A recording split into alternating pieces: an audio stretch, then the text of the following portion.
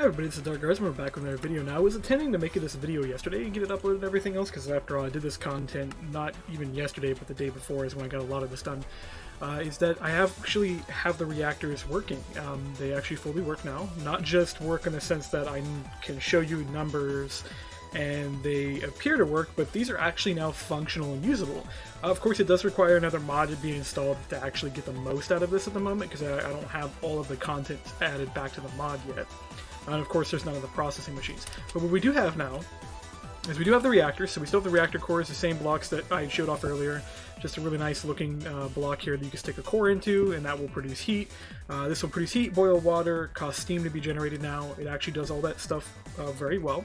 This is all cached, really high performance, so there's no impact.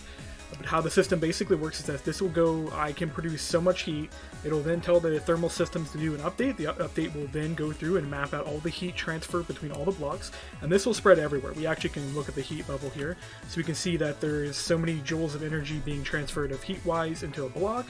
We can also, of course, shift right-click and actually see what the water block's temperature is. So the water block is actually twice as much energy it needs to boil the entire block. Of course, for those who ask, I'm actually not going to boil away the blocks anytime soon. Eventually this will be a mechanic that will happen later on, but it'll be for a downside to trying to build really large reactors. You'll have to start keeping in mind that you can flash boil your water and actually keep water flowing in there, but there will be a block later on that you can also add that'll flow water back in there without actually removing or re-adding the block to keep performance in mind.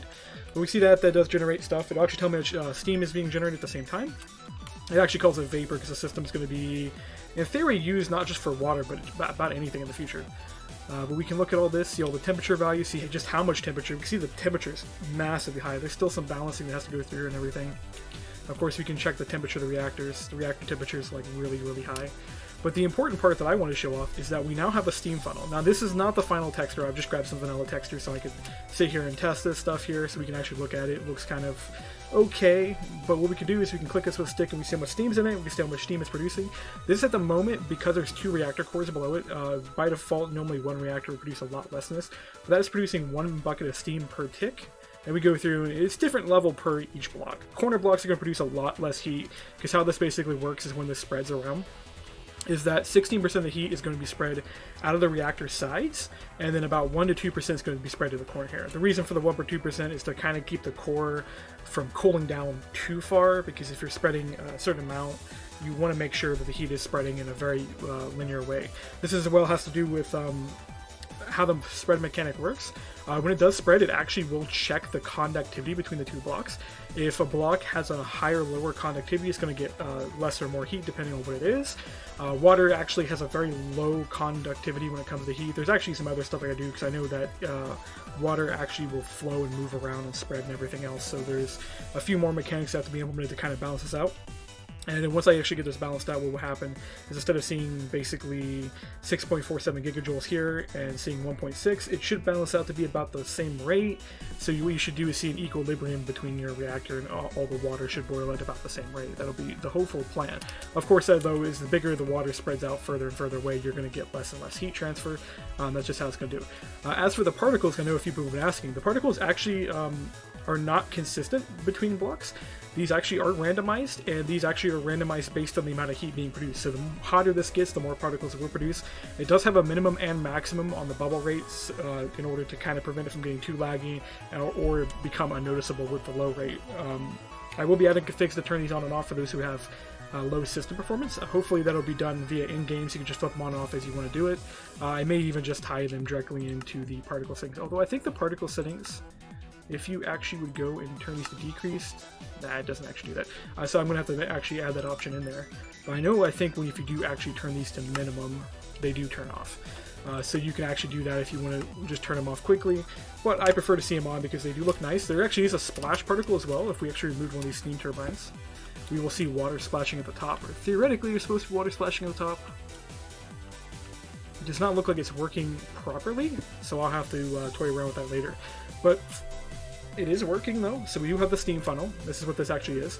The turbine will be added here soon, so we'll start to get electrical power directly out of this, and as soon as I get the turbine done, I'll be working on the processing machine. But what I can say though is how much steam this does produce is that this is a Railcraft, I believe a high pressure boiler. This can produce, if I get my notes here, about 720 millibuckets of steam per tick. It's a lot of steam, very good. It can power about 18 of these steam dynamos from thermal expansion. It actually keeps them pretty well balanced. You can actually see the value go up and down, so that's how I know these are at their limit. I actually did do the math though, so that's the reason I know it takes 18. So these will actually get powered, and of course they'll charge the energy cube up here. Now this with a single reactor core. Now I have 2 reactor cores in here now just because I wanted to make the bubble effect look a little nicer. But with a single reactor core it'll power 70. With 2 reactor cores, I don't know exactly what it's going to produce, but I can pretty much just judge going through here that it is definitely producing a lot more, because when it previously with 1 core, if I can find my sign here, it was producing 2,828 millibuckets per tick. So that's 720 over there. This is producing just significantly more. So I'm going to guess now it's somewhere around the range, because if that's 288 for that corner, each of the corner blocks is about the same steam level, and 994 times 4 plus 288 times 4. That's producing 5,128, and each of those steam dynamos uses 40, so it'll power 120 steam dynamos. Of course, you wouldn't actually use this amount of steam dynamos because you're going to have fluid transfer problems between them, and then you're going to have power transfer problems. So more likely what you would actually want to use, it would be something bigger like this, which is the turbine from Railcraft. And this, I believe, consumes, if I get my notes back out again, because I have notes on all this, this consumes 320 millibuckets per tick, which is just a little bit less than what a Railcraft low pressure boiler produces. I guess that's been balanced for that. But you could power several of these and get a huge power dump out of those, or you can just actually do, I think you can do a steam oven. I had a steam oven over here. So you actually could just power a ton of these steam ovens if you actually wanted to. Let's actually put this up here because I know I have the extra power for this. And you could just be basically baking coal with this if you needed charcoal, because this instantaneously filled up. That's how much steam is being dumped out of the system. So you could be making charcoal with this and everything. I do actually plan to probably add some more machines to utilize the steam out of this. So there will be things like probably pistons in the future. I don't know if they'll be in this mod in particular. I know we will do a steam oven at some point, and I know we will be doing a thermal oven. The thermal oven, the basic of the concept behind it, is one of the things that was actually thought of, because when I was doing the thermal system, I was like, why not couldn't we just take something like a furnace and heat it up? I decided against this purely for balance reasons, plus people would probably ask me to add support for every furnace in the game and every other mod. I'm not going to do that. So the concept of lore-wise is that a furnace is designed to keep heat in order for you to be cooking items. So you put coal down here in the bottom slide, which is how you would look like in real life. You put coal down here, which will heat transfer up in here, which would bake items. Now this would be designed to kind of keep that heat in, to keep it from escaping. So if you're trying to put heat into it from a thermal system, it's not going to work, because if it's going to keep heat out, it's going to keep heat from getting in as well. So we're not going to actually support the vanilla furnaces. What we're going to do instead is have a furnace designed to pick up the thermal energy and utilize that. And a bonus of that would be is that you could probably case that thing in lava, and it would also slowly tick over with heat, so you get a very slow cook rate of stuff. And of course what you could also do is just stick a furnace next to a nuclear reactor and power things, as this puts out a tremendous amount of energy, is what it does. That's about all I've got for the moment. It's just kind of the reactor working and everything else. Really quickly, I'll show how to build one of these. There are some concepts you want to keep in mind when building things. Metal blocks conduct heat for you very, very well. If you want to build a really large reactor, you're going to want to keep in mind that you probably will use a few metal blocks to spread the heat around. If you don't, the heat's not going to travel very far, because water does not conduct heat. Water conducts heat at 0.5, a gold block does it at like 300. So huge difference in heat transfer rate. But what we could do is actually just probably build a reactor. Build it over here. It really does not matter where you build these at. The only reason to build a casing around a reactor is to keep the heat from escaping, if you want to boil more water rather than less water. You also kind of want to build a casing to keep yourself from being exposed to radiation, but if you don't really give a shit about that and just want to have a reactor anywhere, you can place it down anywhere. So let's get a fissile fuel rod, put this in here. There you go, that's boiling water. Now all you would have to do is actually put some steam turbines above it. Now let's go ahead and get some brick out. Brick actually is set up to conduct heat very, very low. It actually conducts heat better than water though, and this is how it actually is designed in real life too, is that water actually will conduct heat at a very low rate. You see about, with this, I put this in here, this is only really boiling water out of one block, because once you get out a certain temperature wise, it drops the heat too low. So if I actually remove this and let the water flow back in, we're really only getting 1.2 gigajoules out here, so that heat is not spreading effectively enough. But what if we did is if we put a metal block, and it does not support modded blocks just yet. Actually, it might support them if they're marked as metal. It does have some basic support. Instead of iron block, rather than find this. I never remember where these blocks are at. You will actually have to, at the moment, reset your reactor in order for it to get the new heat values. It's not set to automatically do this just yet. If we put that in there, you'll notice that water block is now boiling out there. It's because this just picked up a ton of heat and is now transferring it over here. So if you do use heat metal blocks to transfer the heat out, it will actually conduct it. Keep in mind that there will be a point in the future where I will have these melt, and if you pay attention to the heat level of that block, that's at 5.6 gigajoules out of the 6.32 needed to melt that block. So these will eventually melt. That's not going to be something that will be in the earlier version. That'll be something I will do way later on because I have to balance all of this, and I actually have to spend some time here, and Windows notifications go away.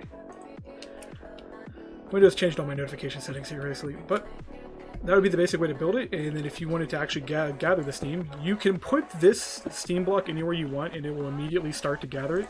What this does actually update every so often, and it will actually check how much steam it's doing. In the future, I will make this a lot more static so it's not actively updating. This will be done using a system similar to how the old MMFS mods work, where it detects block placements and block changes in the world and will then trigger a re-update. But this can be placed right above it, or if you want to have a little nicer visual, you can do that so you can still see that splashing of water down here. It does not really change the value whatsoever because you can see the previous value was exactly the same. And this will just output steam. So this will generate steam. You can see it just instantaneously filled up because of just how much steam is being produced. Theoretically, I might tone down how much steam these are producing simply because you're eating through it, or producing it through it but not eating through it very quickly. And the ideal would be is that I would eventually want to be able to get to a point where you're building reactors like this, where these are massively huge, and you would have things like iron blocks here to conduct heat away from the reactors. And of course, it would be building the reactors to be multi-block, and if that actually updates the model properly.